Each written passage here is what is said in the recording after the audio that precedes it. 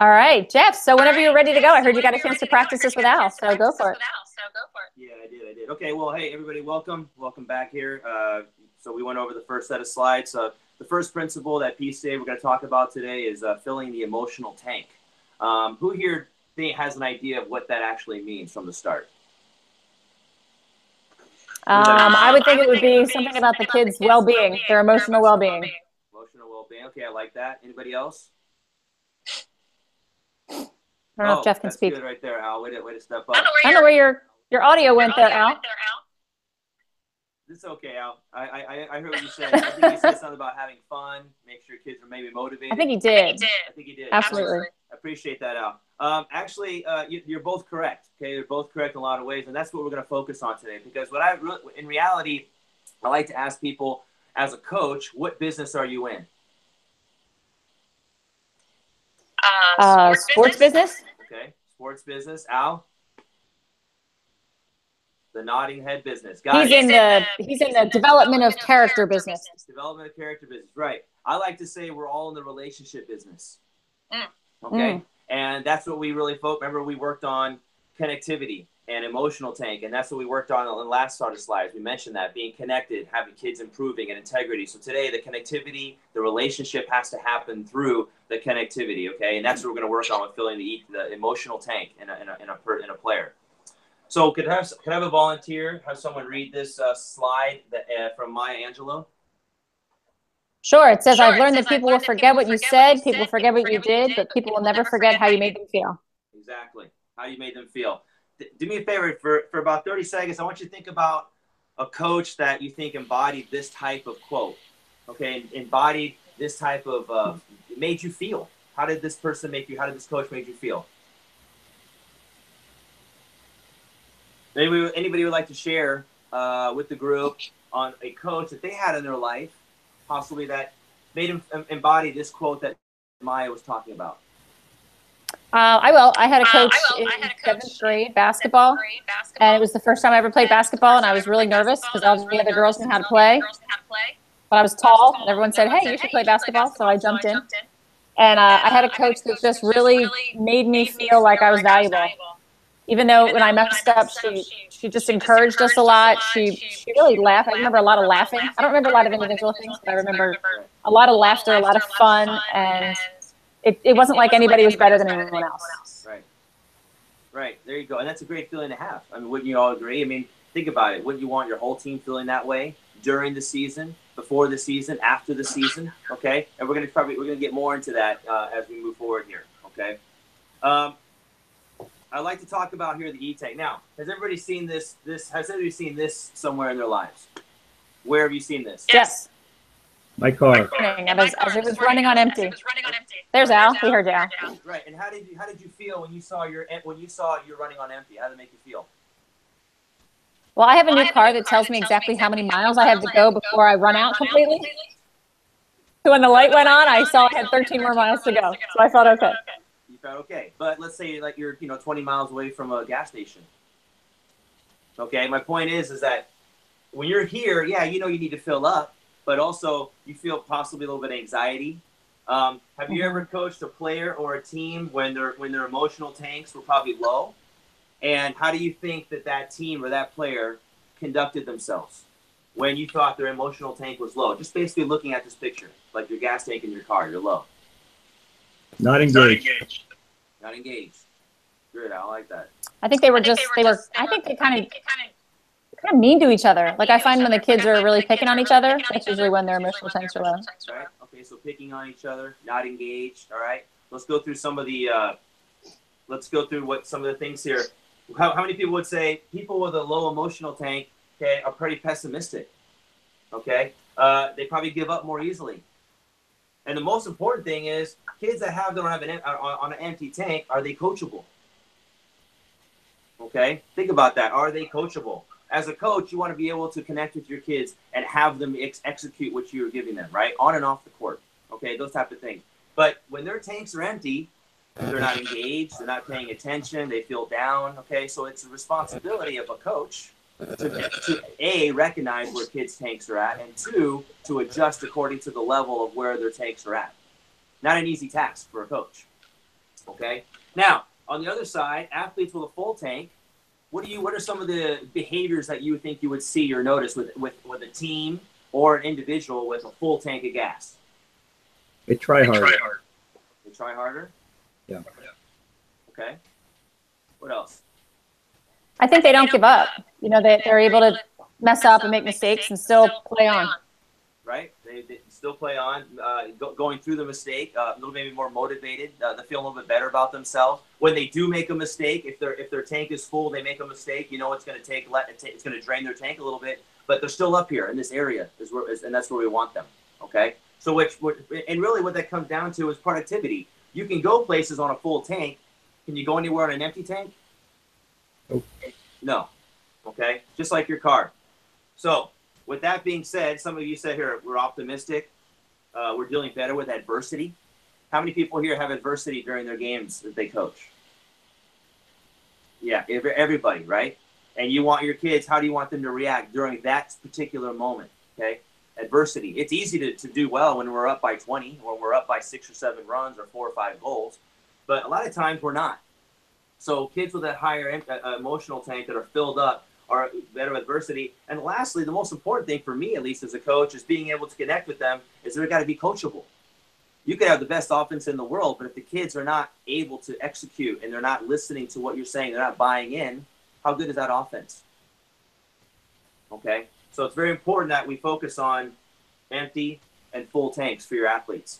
So what I would like to do now is I would like to set up a little scenario for everybody, okay? I'm the player, you're my coach, okay? We're going to do a couple exercises. I want you to be tank drainers at this point, okay? So what I'm going to do is I want you to picture 6-7 seconds left to go in the game. You're down by 1 point. The other team, you're pressing on defense, okay? The other team inbounds the ball in basketball, and you get a steal at half court, and your player he gets a clear steal. He's on his way. You're thinking, oh, man, all he has to do is make this layup. Game's over. And he's got plenty of time. So he's cruising, okay? And what I do is I'm going to miss the shot, okay? And I want you to react on that in a fashion that would drain my tank. Here we go. I'm dribbling, I go up, I score. Oh, off the rim. Oh, man. Oh, that's terrible. Come on, you had an open shot. Right? You had an open shot. How do you miss that? We practice that every day, don't we? We practice it every day. How do you miss that? That's for the game winner. Okay? All right. Reset button, real quick. Okay, now, same scenario. Okay, this time, I want you to actually not only drain my tank verbally, now I want you to show me with some nonverbals. Okay, it's just as important to talk about draining tanks verbally. We say it, but 80% of our communication we show our students, our athletes, and our parents, and everybody is nonverbal communication. So right now I want you to be like, now I'm going to dribble down the court, and I'm going to boom. I missed the layup. Give me some nonverbal communication to me and to everybody else in the gym. How do you feel when your athlete misses that layup? Go. Oh. Right? Head in the hands, staying it, smirk on your face. Yep, Al, that's a good one. You're really shaking your head, and everybody sees that. Now, is that a train? Now, how do you think that kid feels? You yelled at him, and not only did you yell at him, but you also gave him a lot of nonverbals. So how's his tank feeling right now? Low. Not good. It's low, and it's not only low because of you or your teammates. Low because he did it to himself. He missed the shot. Okay, so a couple things here. What drains the tank? Criticism and correction. Okay, criticizing and correcting kids. Sarcasm. Ignoring your athlete. Okay, yeah, he missed the shot, but you know what? If you ignored him, you might think that's a good thing, but maybe at that point he actually needs a pat on the back. And we talked about this, nonverbals, huge nonverbals. Okay, have someone tape you as a coach one day during a game, and then you have a better idea how you can see your nonverbals. All right. Now, same scenario. Let's fill this kid's tank up. It's pretty bad. Okay, here we go. Same scenario. You got to steal a half court. You're dribbling down the court. Okay, I want to hear, and boom, he goes down, and boom, he misses the layup. Except this time, you as being the better coach, Okay? I want you to drain my tank as I miss the layup with verbals. Go. You want to drain it? No, I'm sorry. I want you to fill the tank. Good catch. I want you to fill my tank, okay, with the verbals that you can give me. Here we go. He comes down. Layup. Miss. It's okay. It's okay, Jackie. Try. We'll get ready for the next play. Let's Good go. hustle. Right. I love it. Okay? As a player, yeah, I'd probably still feel a little bit bad. I know I should have made that. But guess what? When I look over and I see my teammates, my coach, maybe my parents, all still excited for me, means it gives me that motivation to go the extra mile. So you know what? It's okay to miss because I have support system behind me, and I'll make the next one, okay? Now, same scenario. I'm coming down the court. I get a steal, okay? Now, no verbal language. Just give me nonverbal positive tank fillers. Here we go. He comes down the court. Boom. He throws it. It hits the backboard. It hits the rim. Boom. It falls off. Okay. Keep going. Right? Pump in the air. Okay? Clap of the hands. Okay? All right? An arm around the kid when he comes to the sideline. Touch is really important. Hey, man, next time you make that. You got it. Because in the bigger picture, you're going to have many more scenarios like that in the future as a coach. And so you want to prepare them so when that position happens again, that adversity we talked about, he or she is ready to conquer it, okay, and has a free mind to do it. So again, truthful, specific praise, expressing appreciation, listening is huge, and the nonverbals we just worked on, okay? Those are tank fillers. Again, tank trainers, tank fillers. What is the one most important thing coaches can do to be more effective? Okay, I want you to think about this question real quick. Okay, what do you think the one most important thing coaches can do to be more effective?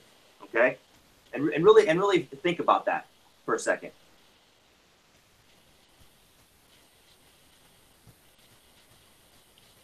We have a ratio here: positives to criticisms. Okay, positives to negatives. All right. By show of hands, how many people here thinks it's a 1-to-1 ratio? Okay. Okay, what about a 2-to-1 ratio? Okay, Ruben, I see you say 2-to-1. Al, 2-to-1. Okay, I see some people have not raised it. Okay, what about a 3-to-1 ratio? Okay, we got a 3-to-1 here. Anybody think 5-to-1? How about that? Anybody think 5-to-1 ratio? Is that even possible? Okay, I don't even see anybody here with 5-to-1. Okay, so let's talk a little bit more about that. Okay, at PCA, we believe that the ratio is 5-to-1, and you might be asking yourself, how do I get from 5-to-1? I mean, I thought 2-to-1 was great. I thought 3-to-1. And those are great. Those are still good, actually. But you want to be great. You want to be a little bit different than all the rest of the coaches out there that are not maybe going to 1-to-1, 2-to-1. You can get yourself to 5-to-1. And there's a lot of ways that we're going to talk about in this workshop how to get there. Okay.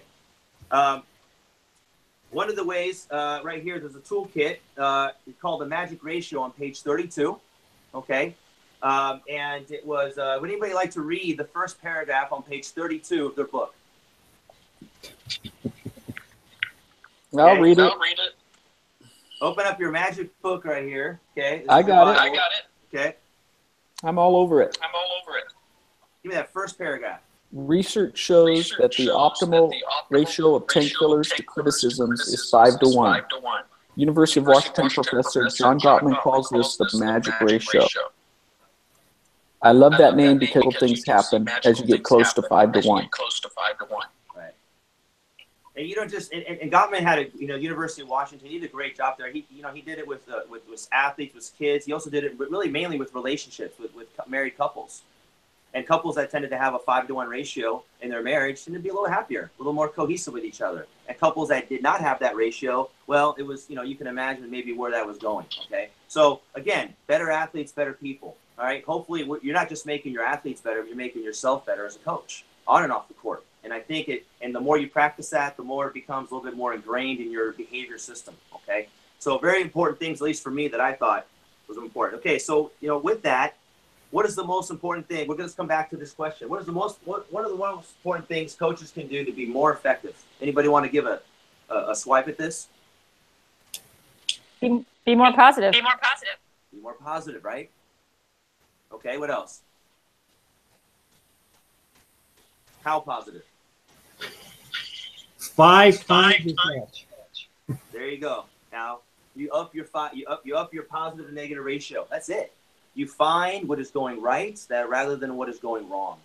Okay? Our brains are designed, fight or flight from thousands of years ago to look for what's going wrong, to survive. Okay? In fact, there's more negative emotional words in the dictionary than there are positive. I think it's like 62% negative emotional words, so like 34% of negative, positive words to negative. Okay? So we're geared to look for what's going wrong, to fix, to correct. But when you constantly do that, it's a constant barrage of just criticism onto somebody, and that again we talked about, it's a tank drainer. So really try, and I think this helped me as a coach, is to really look for what's going right rather than what's going wrong, because we all know what's going wrong and we can always find it. Now you need to correct, but also the manner in which you correct is just as important. So right here, this quote regarding Phil Jackson was the former president of the New York Knicks.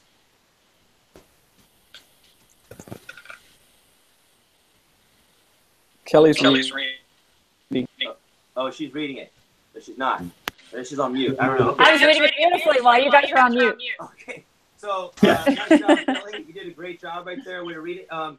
Yes, exactly. They won 3 championships in a row. But what people also don't realize is that after this time, the Los Angeles Lakers went on to win 3 championships in a row. So, Coach Jackson at the time, this book came out in the late 90s, but then it also, you don't think it carried over until the Kobe Bryant, Shaquille O'Neal, decade, when they had 3 championships in a row as well. Okay. So, I want you guys to listen to this quick video with Phil Jackson. And I want you to try to point out what you think the most important thing he says in this video is.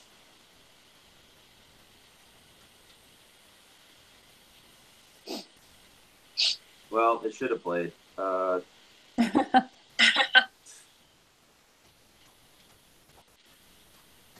it's still extremely important to couch comments in a positive value, because you're working really hard. You're making plays that are really good, but something's not happening right out there. And whatever it is that's not happening right is always the thing that sticks. So you can announce the 2 positive things or 3 positive things or 4 positive things before you announce the 1 negative thing, but somehow the negative thing is like an atomic bomb. So we really try and get them to focus on the fact that this is not about the negativity part of your game. This is about how you grow as a player. Okay, did anybody want to talk to me a little bit about what Coach Jackson just said and what stuck out to you? I think it's just what hit me was that he said, even though you're trying to be really positive, the one negative thing he said really sticks with kids. And I agree with that. I agree. Anybody else? Okay, you're right.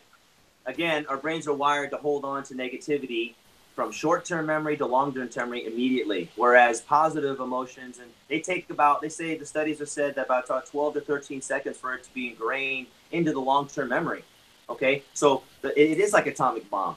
You could tell them 10 positive things, but athletes tend to focus on the one bad, what they did. I mean, most of their life they're told no, you can't do this, can't do that. So it's a lot of negativity out there. So you really have to make it a point to get to that ratio, but also, put that ratio into effect as much as you can, not only with yourself, but with the kids around you. And we'll get more into that in a second. So I'm going to paint a scenario really quick. You know that athletes thrive on positive feedback. We've been talking about that. But this year, your team has been struggling and needs a lot of correction. Okay? As a double goal coach, how can you give them feedback? Okay, feedback. They need to improve without discouraging them. So you could be 0-10. Maybe you're 0-12. Things aren't going very well. So how do you give feedback when your team's down, when you're losing during a game, or you're losing during a season? Okay? And real quick with that, I like you to pair up with one another. And I like you to share some ideas of how you would deal with this scenario. So please take about a couple minutes and get together and share these ideas with each other.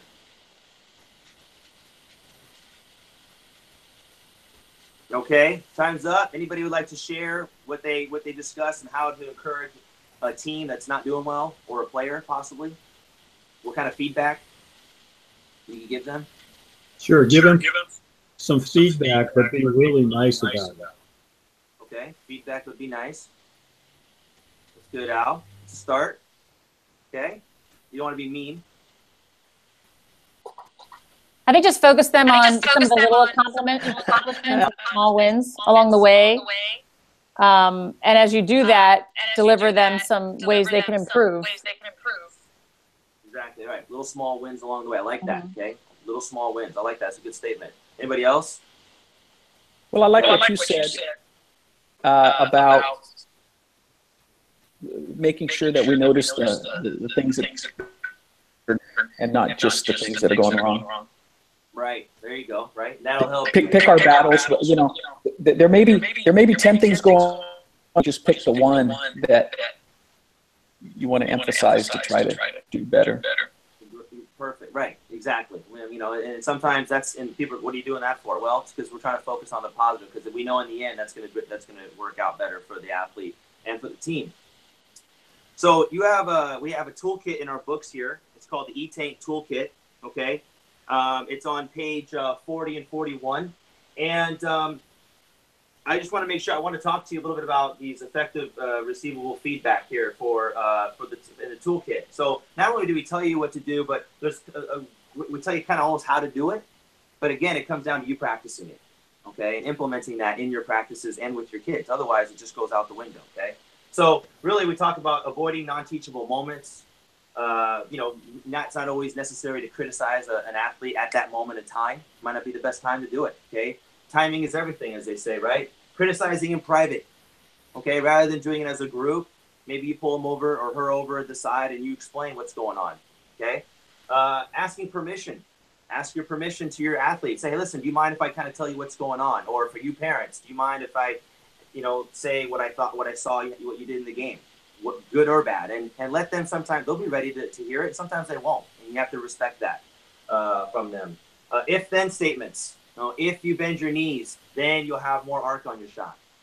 If you put your laces on the ball, then there's a chance of it going in there. Okay, those are good statements to use with them. Okay, if-then statements. All right, you're not telling them. You're saying, you're giving them the power to move forward with, you know, in the right direction. And the criticism sandwich: positive, negative, positive.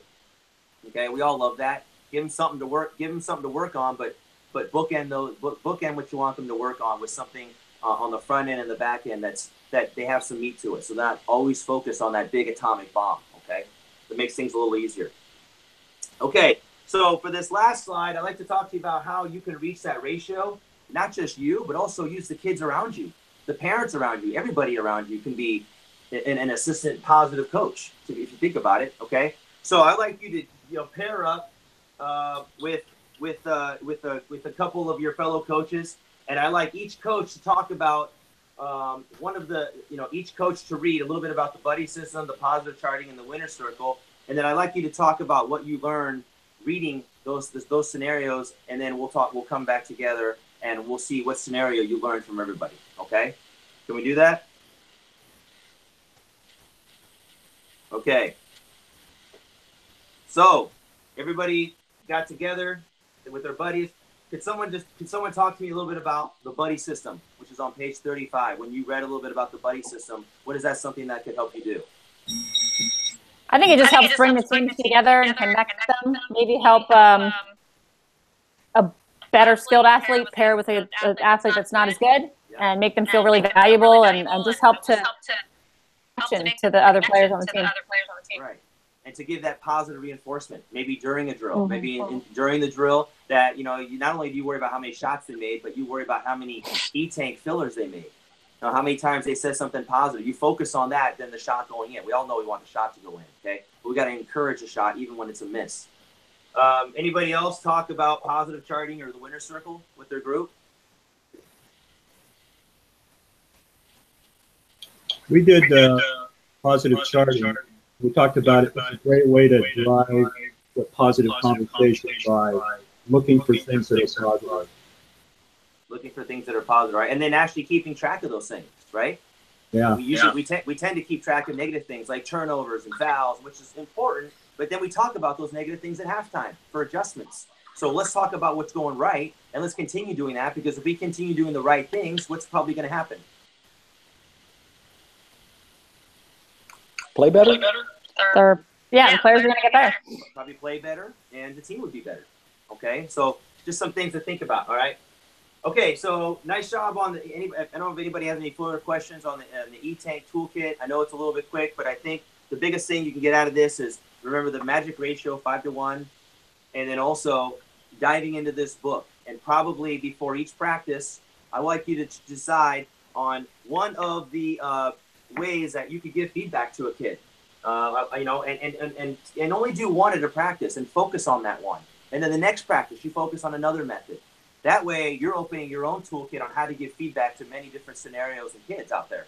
And that's the only way. And the way to do it is to do the exact same thing you want your kids to do, and that's practice. Practice, practice, practice, and implement this into your practice, you know, each day. Okay? So with that, we're going to move on to the second principle, which is improving in the elm tree of mastery. Okay? All right, thanks, Jeff. There we go. Yeah, now we can see you. Yeah. How did that feel running through that for a second time? Oh, good. Good. I like to be walking. I've never done a presentation sitting down, so honestly, that's weird. I don't feel as natural. So, but no, I felt great. I loved doing it the other day. We had a screen and a clicker, and I felt a little more comfortable. I mean, this is kind of just an odd setup, but no, I felt good. I mean, again, it's just I worry so much about the time crunch and the information. It's like, man, I battle that. So, you know, again, it's picking those valuable, teachable moments to the coaches as well. Like, what is those teachable moments that I need to stress on? You know, and you know, I missed. I think I missed. Yeah, just the flow. I just got to get my flow better. Well, I think too. You know, you also have to remember that you're sending them home with a book. So you know, you don't have to make sure that you explain every single thing that's on the slides. The slides are really just support you in what you're doing. So if you miss something or you don't hit a bullet point on the slide, it's okay. You're trying to get them to understand the concept, and you're trying to get them to want to coach better and want to try some new strategies in order to help the kids. And I think in this theory, in this principle of emotional tank, as long as you're hitting home that if they're more positive than negative, they're going to see results and it's going to be better for the kids all around, then you've accomplished your goal for that principle. And I think sometimes there is a lot of information on the slides. There's a lot of information to go through. That was about 25 minutes, I think, that you just did for that. And I mean, that's okay. I probably spend about that much on each one. It's the first principle, and you go into a little more detail. But I think the more you practice, you will, the more simple it will be. Sometimes when we're not as confident in the material, we talk too much. And I think that will you'll become much more comfortable where you're going to be able to give simple explanations for some of the things that maybe took a little bit more complicated way to get there. Yeah. Does that make sense? Yeah, totally. It makes sense, 100% sense. Once I get more comfortable when I do this, and I know I'm on. So I just got to get myself. You know, I'm trying to master it already. Yeah, that's great. Al, I know you've seen Jeff do this twice. I'd love to hear what you liked better about what he did this time than when he did it for you, or anything that highlights stuck out for you that you enjoyed, or if you have any other suggestions. Yeah, I think that I agree with you, Jeff. You looked much more natural when you were up and walking. And I could tell you were feeling kind of a little caged in. So, you know, that's just for this. I think you'll be fine once you get up and going. I love your start. That's the business of relationships. I thought that was a good tie-in. I like the tie-in with being on the slide for what drains and what fills tank, and doing the back and forth. Well, can you guys hear me at all? I'm getting echo like crazy. No, I've been getting an echo the whole time. I can still hear you, but there is definitely a feedback echo. All right, but I liked that. I like while you're demonstrating what it looks like, pointing out, using the slide to reinforce. I thought finding out what's going right instead of going wrong, I thought was a good sign. I thought it was powerful. Reinforcing a couple of times during the presentation. One thing I would say, just as a quick deal, you were driving them to the toolkit and using the books, and that was really great. But then you said probably before every practice you should use this. So I would take the probably out and say and make it specific actually specific direction, this is the time to use the toolkit. But, you know, I think for the second time you've done this, you did a great job. All right. I muted you, Jeff, because I think the echo was coming from your end. So if you want to respond, you have to unmute yourself. For some reason, I'm allowed to mute you, but I can't unmute you. So. All right, I'm here. Oh, maybe that's where it's coming from. There you go. Okay. There you go. Okay, thanks. I appreciate that. Yes. Speak with more conviction. Is what you're basically. Yep. Right. Yep. I think that's the same topic I meant. Like, just when you can explain something in a simple way using less words, it sometimes comes across more impactful, and you'll get that. Ruben, would you like to go? I'll be very brief because, you know, I joined late and was in and out. But hey, Jeff, was this or maybe Kelly, I'll ask you since you muted Jeff. Was this Jeff's second demo or third demo? This is the second time he's done it for me, but Al met with Jeff and Matt Dietrich, and I think that was it, and did this live practice through last week for them. Got it.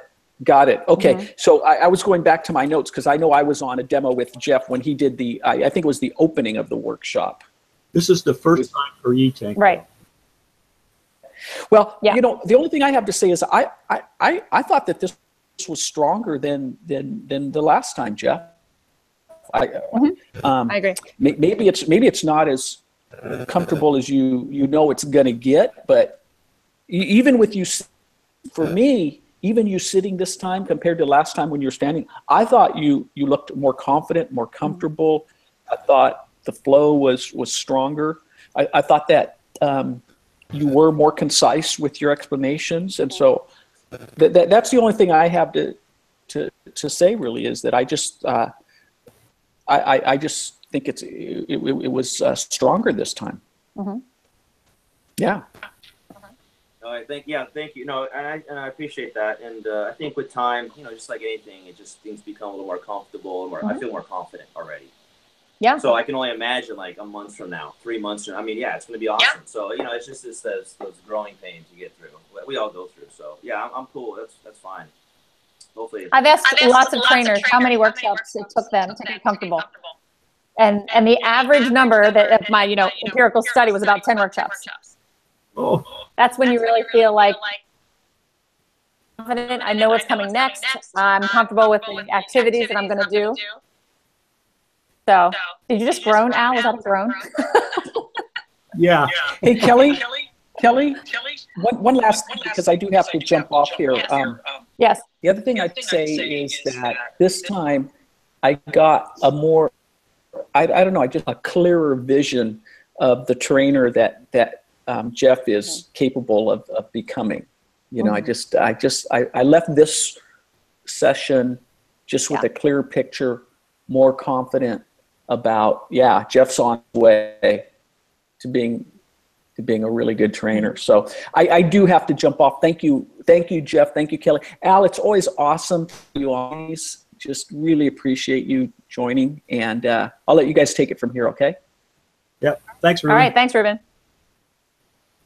Yeah, and just, I mean, I agree with a lot of the things that everyone else said. I agree that, you know, I think we do so much of many of these that we can really see. I know this is an awkward format, but it really does translate sometimes into what you're going to be doing. And I think the value of doing it this way is word choice, is hearing your word choice, hearing how you would explain something, making sure that you're understanding the concept in line with what PCA is saying. And Jeff, I think you seem like the way you're explaining things, it's not effort. It's not putting in a lot of effort to explain it in a way that makes sense. It's coming very naturally. And I think, as you said, the more you practice, the more you do it, you can tell that this is the way that you coach and you believe in it. And that's something that you can't teach somebody to do. That's just something that you have.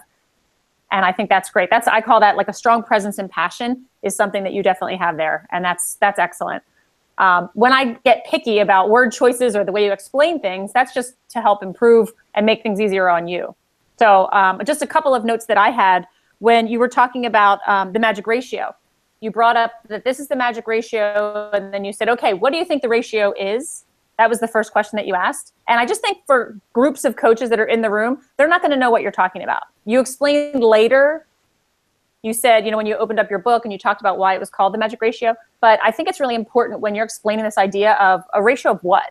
And that was the question I wrote down, because you said, okay, take a guess. What do you think the ratio is? But you didn't tell us what the ratio was talking about. And I think sometimes just saying something simple like, all right, we all know that we need to be more positive. Phil Jackson just told us we have to be more positive.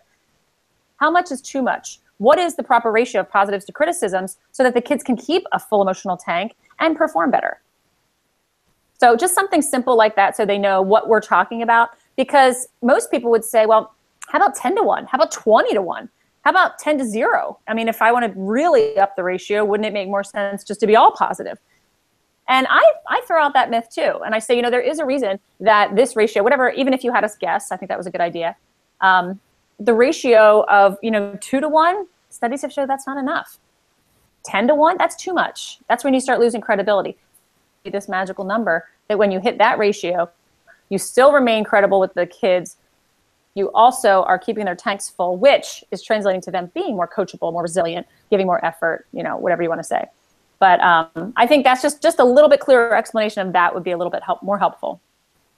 And then I like the way you had us read in the book. I like that chapter of the book. I think sometimes there's no better way to explain it than the way it was written. So I like that too. And I like that you're getting them into the book to be able to see what's in there, rather than just saying, oh yeah, here's a book, it's a good resource. I like them. And you had them do it again with the tools. So I thought that was excellent.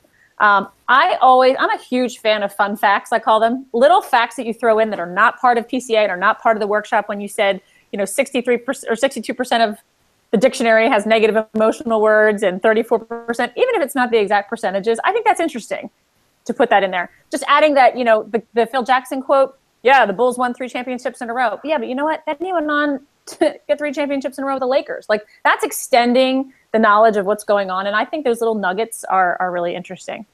When you go through, this is a tip for any trainer, but when you go through the toolkits, we also have a tendency to just click and explain.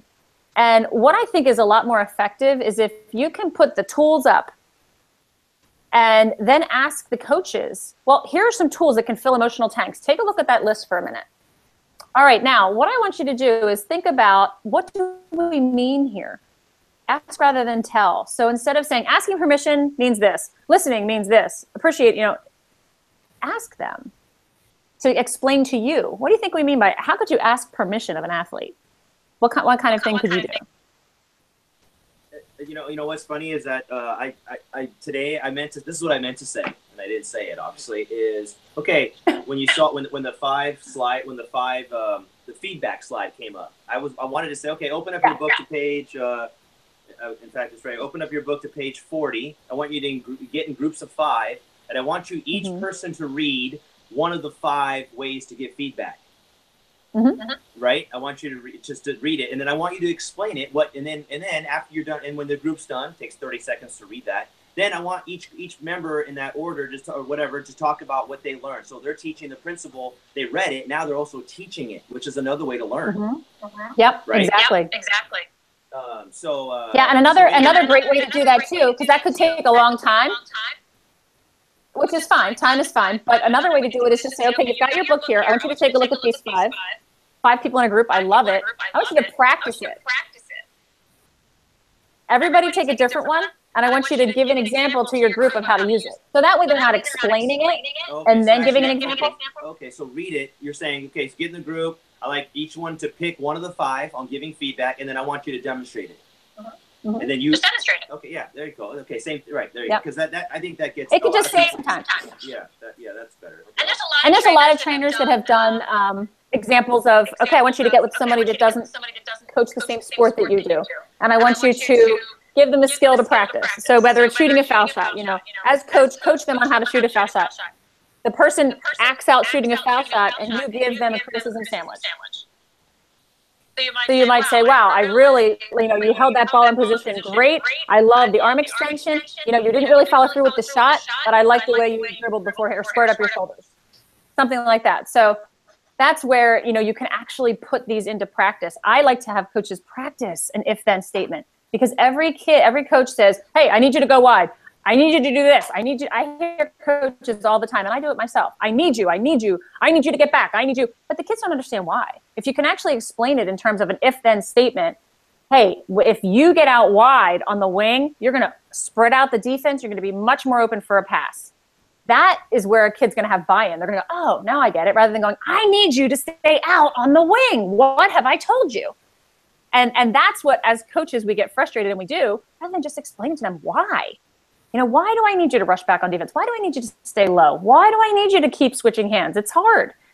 All these things for kids, they don't get it. But if you say if then it works. So that was my only suggestion, because the E-Tank toolkit and then the buddy system, positive charting, and winner circle comes right after it. And I like your idea of what you're going to do. If we end up explaining that, it's a lot of explaining and it's a lot of words. But I love getting them in groups of 3. Just also understand that you might not always have books. So just have another idea in your pocket if they don't have books. A way to do this. Yeah, exactly. Well, then that'd be a lot tougher, because they can't read it. If they don't have books, then what do you suggest? How do you get them? I think all of them have books, but sometimes that doesn't always happen. Oh, okay. Yeah. So, I mean, that was really it, Jeff. Those are just a couple suggestions, I think. And as you said, the more you practice, the more you do it, the better. Yeah. I told Al, since you've already practiced this 3 times, I mean, I am confident in your ability. So I was going to talk with Al and Ben and Jack and just see, do you want to do a final in front of Ben and Jack and Al to practice this one more time? Or if you'd feel comfortable, because sometimes it's just better just to get out and do it at a workshop. I mean, I'm totally confident that you're going to be prepared. So that would be something I can talk to Al about and see how you feel about that. Yeah. I think the next step for me personally, I would like to actually go sit on a workshop and, maybe for the whole hour and a half, and see that person go through all 4 phases. And then I'm like, okay, and then I got to practice. I got to practice the other 2, which I already started doing, and then I just practicing it alone, and I can practice it with Al, and then watching people do it, I think, once at least, for me. I know they said there's a lot of workshops coming up in December in Portland, so I'm trying to hurry, but I don't want to hurry to where it's not a good presentation, No, I get it. And that's why I offer you to do 3 full demos anytime. That's what I'm here for. And a lot of people take me up on the offer because they want to practice a different principle. By the time you get out to do it live, you've already practiced, the introduction and 2 of the principles at least. Some people have asked me, hey, can I just do another one too? And that's fine. I'm here for that.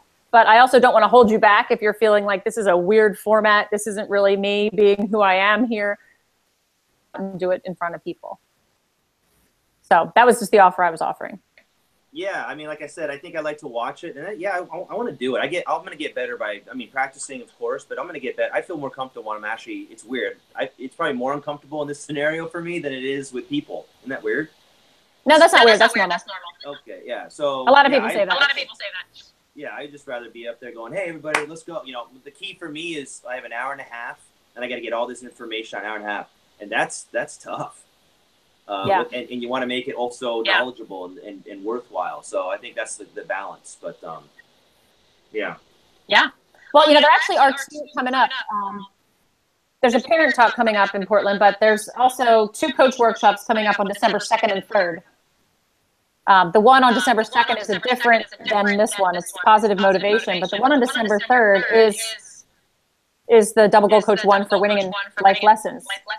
So it's at Happy Valley, Oregon, which sounds like a fun place. I didn't even know there was a Happy Valley, Oregon. Yeah, it's about 35 minutes away, not too far. Yeah, okay. That's fine. Is that a Saturday, Sunday, 2nd, 3rd? That's the second. Yeah, the 3rd is a Sunday. Okay. So it's at 3 o'clock on a Sunday afternoon. Okay. For the North Clackamas Parks and Rec. Yeah. Okay, and that's a DG, that's a double goal. But I can send you the information on it. I was just trying to see ones that were coming up soon. Okay, yeah, that's perfect. And, I'll try to do that. I'm in the midst of coaching. I have like 4 jobs. So it's like between college coaching, not college, but the college teaching, and then basketball and my consulting business, and then this. So, I know I have a tournament that weekend with my 6th graders. I'm doing a youth, my 6th graders. So, for a club program. But if I can make it, if I can fit that in, I can definitely, get it done and get out there. Okay. All right. And then I'll talk to Al about your the final practice session before we can turn you loose as an associate trainer. Okay. Sounds fine. Yeah, whatever you want, whatever you so think. Much. Yeah, just tell me what to do and I'll do it. It's fine. All right. Sounds good. I wish everybody was that easy. I can take Make my job a lot easier. Have a great Thanksgiving, Jeff.